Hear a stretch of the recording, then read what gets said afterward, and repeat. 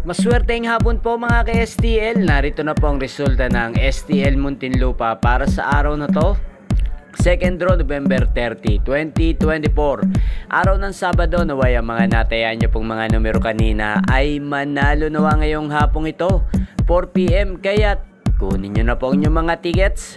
Narito na po ang resulta.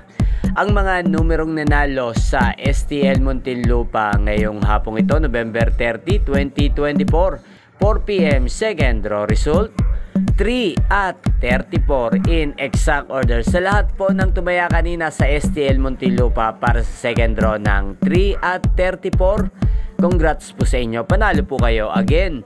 3 at 34 in exact order. At shoutout po natin ngayong hapong ito sa STL Muntinlupa si Kuya Anthony ng Muntinlupa. Shoutout po sa iyo. Naway nasa mabuti ka pong kalagayan. At sa lahat po ng mga taga Muntinlupa dyan, shoutout po sa inyo.